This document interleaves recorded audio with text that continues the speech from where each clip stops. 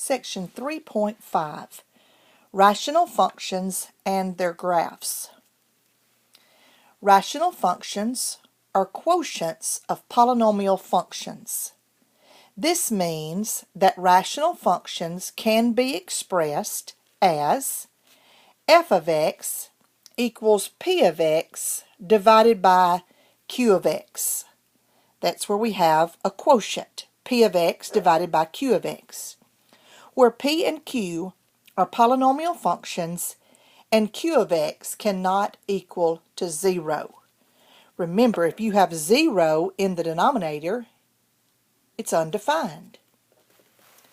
The domain of a rational function is the set of all real numbers except the x values that make the denominator 0. So I'm going to read that definition again. The domain of a rational function is the set of all real numbers except the x value that makes the denominator 0. So let's look at some examples in determining the domain of a rational function. Number 1, f of x equals 2 x squared plus 7x plus 9. That's p of x divided by x times x minus 2 times x plus 5.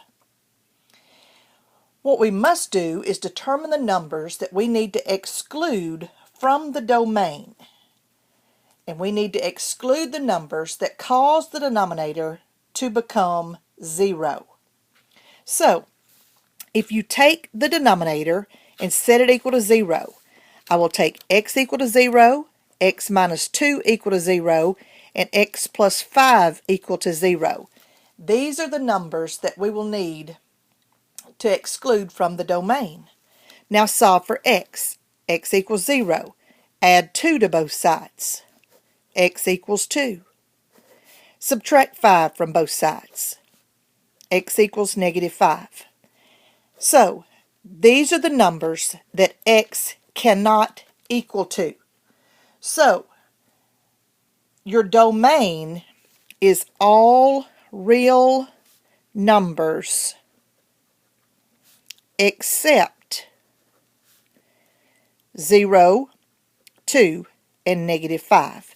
That's your domain of this problem. It's all real numbers except the numbers that cause the denominator to become 0, and that would be 0, 2, and negative 5. Number 2, what is the domain of this problem? Take the denominator, set it equal to 0. X minus 3 equals to 0. Now add 3 to both sides. Therefore, x cannot equal to 3. So your domain is all real numbers except 3. Now, I'm going to expose you to 2 different ways that we could write the domain. Remember, Set Builder has the braces x and a slash, and we would write it as x cannot equal to 3. So that's one way of writing the domain. It's all real numbers except x cannot equal to 3. Another way that we could write the domain in interval notation, it would be from negative infinity to 3, not including 3, union 3 to positive infinity. This is how you would leave your answer in interval notation in giving the domain. So this type of notation says it's everything but 3. 3 having parentheses around it says 3 is not included. So it's everything less than 3, everything greater than 3, but 3 is not included. So this is interval notation. This is what we call Set Builder. That would represent the domain of number 2. Now looking at number 3, what is the domain of this problem? Again, take the denominator, set it equal to 0, and let's solve for x. You can add 9 to both sides. I get x squared equals to 9. To go from something squared to something not, you can take the square root of both sides. So you get x is equal to plus or minus 3. Those are the numbers that x cannot be. So your domain would be all real numbers except x cannot equal to positive 3 and negative 3. Because both positive 3 and negative 3 would cause the denominator to become 0, and therefore those numbers have to be excluded from the domain.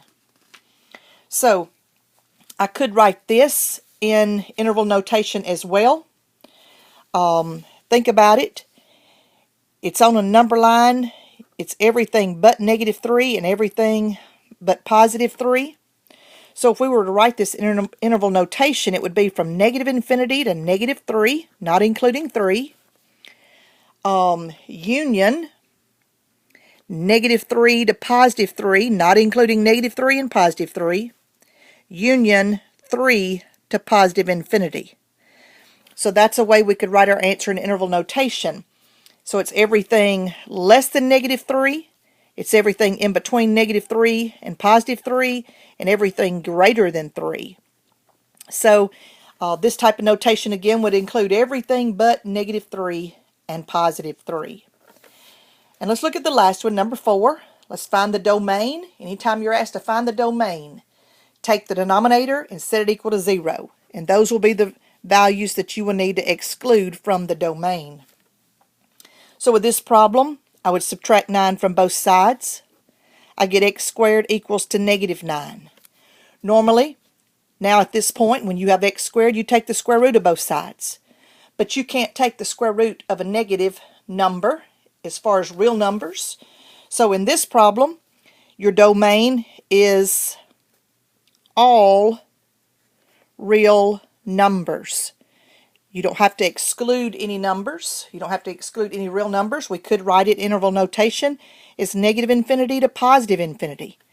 So that would be your domain, because you can't take the square root of a negative number and it be a real number. So therefore your domain is negative infinity to positive infinity.